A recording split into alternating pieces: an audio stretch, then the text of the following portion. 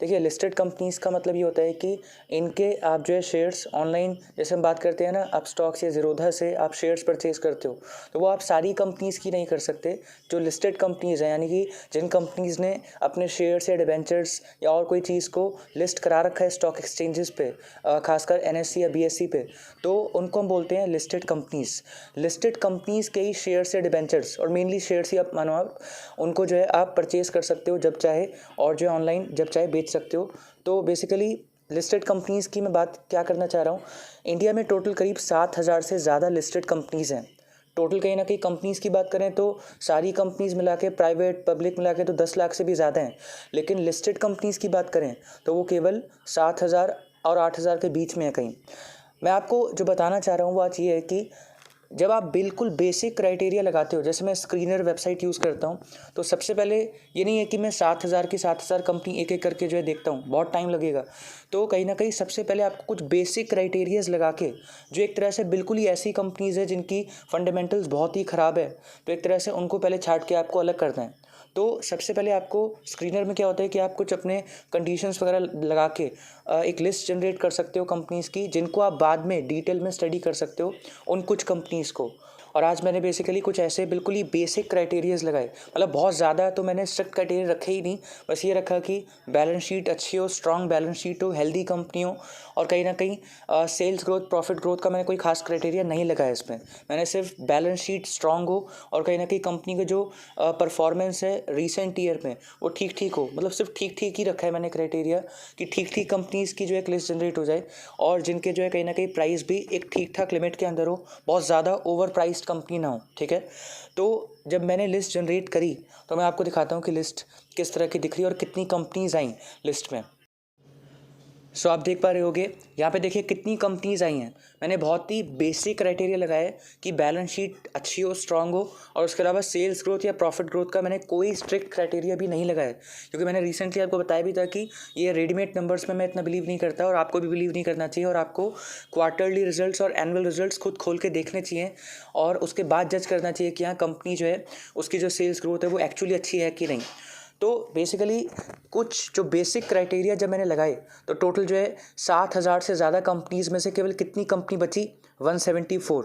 तो सबसे पहले यही ज़रूरी है कि आप जो है कुछ बेसिक क्राइटेरियाज लगा के, जो ऑल टुगेदर फंडामेंटली ख़राब कंपनी है या बहुत ही ओवर वैल्यूड कंपनीज़ हैं, उनको अपनी लिस्ट में आपको नहीं आने देना है। नहीं तो आप उन पे कहीं ना कहीं टाइम लगाओगे, ख़रीदना उनको आपको वैसे भी नहीं है। तो कहीं ना कहीं सबसे पहले आपको शॉर्ट लिस्ट करना है। कोई भी वेबसाइट आप यूज़ कर सकते हो, मैं पर्सनली स्क्रीनर यूज़ करता हूँ, और ये कोई मैं स्क्रीनर का प्रमोशन वगैरह करने के लिए वीडियो नहीं बना रहा, मैं सिंपली यूज़ करता हूँ। और एक बार जब ये कंपनीज़ की लिस्ट बन गई तो उसको मैंने मार्केट कैप के हिसाब से लगाया, यानी कि छोटी कंपनीज़ पहले आएंगी, क्योंकि मैं माइक्रो कैप और जो स्मॉल कैप कंपनीज़ हैं उनमें मैं ज़्यादा इन्वेस्ट करने की कोशिश करता हूँ। और तो मैंने उस हिसाब से इसको यानी कि ऑर्डर किया है मार्केट कैप के हिसाब से। और ये सारे क्राइटेरियाज़ हैं जो मैं चेक करता हूँ किसी भी कंपनी में ऊपर से, और फिर कंपनी को खोल के डिटेल में भी चेक करना होता है, फिर एनुअल रिपोर्ट्स वगैरह। तो लेकिन हाँ, ये सारी चीज़ें आपको जो है कुछ बेसिक चीज़ें हैं जो फंडामेंटली वो कंपनी अच्छी है कि नहीं, ये चेक करना चाहिए। ओके, मैं आने वाली वीडियोस में इन सभी क्राइटेरियाज के बारे में बात करूंगा। मैं आपको एक बार इनपुट दिखाता हूं कि मैंने इनपुट क्या क्या किया था। तो हो सकता है कि आपको इनपुट देख के एकदम से समझ ना आए, पर अगर आप ध्यान से एक एक चीज़ देखोगे, रीड करोगे, तो हो सकता है कि आपको ज़्यादातर क्राइटेरियाज जो मैंने इनपुट किए हैं उनका पर्पस समझ आ जाए।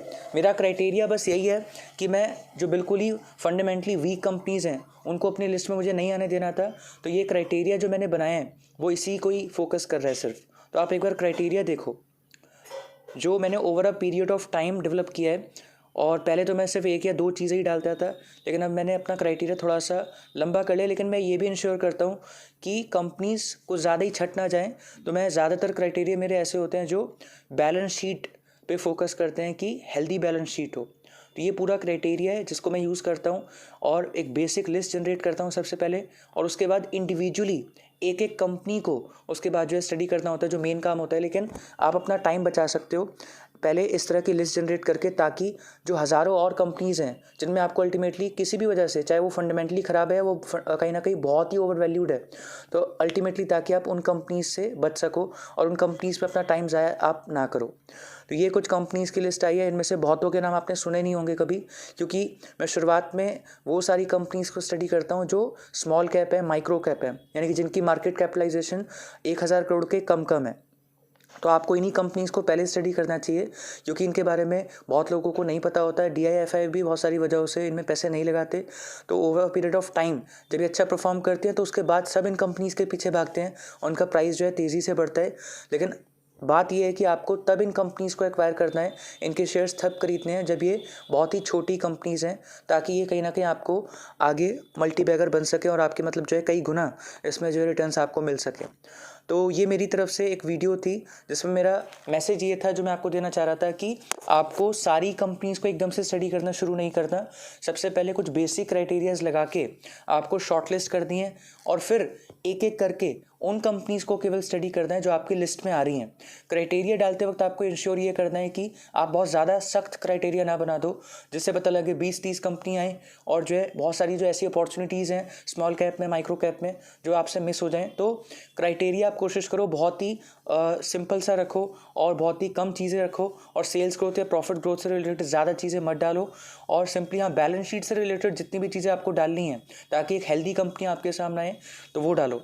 अच्छा, इस लिस्ट में मैं आपको एक चीज़ और बताऊं, इसमें कोई भी बैंकिंग कंपनी शायद ही आई हो, क्योंकि बैंकिंग कंपनीज़ का डेट इक्विटी रेशियो जो है काफ़ी ज़्यादा होता है, 4, 5, 7, 8 तक भी हो सकता है। और मैंने फ़िलहाल यहाँ पे लेकिन उन्हीं कंपनीज़ को जनरेट किया है कि डेट इक्विटी रेशियो उनका 1.3 या उससे कम ही हो। तो बैंकिंग कंपनीज़ को स्टडी करने का तरीका ही अलग है, तो उसको मैं अलग से ही स्टडी करता हूँ। तो यहाँ पे आप ये मान लो कि उसके अलावा जितनी भी कंपनीज़ हैं जो कहीं ना कहीं मैं मानता हूँ कि मुझे इन्वेस्ट करना, शायद मैं उसमें सोचूं, उसकी लिस्ट मैंने बस जनरेट करी है। लेकिन बैंकिंग कंपनीज़ यहाँ पे एक भी नहीं आएंगी, उनको अलग से स्टडी करना होगा।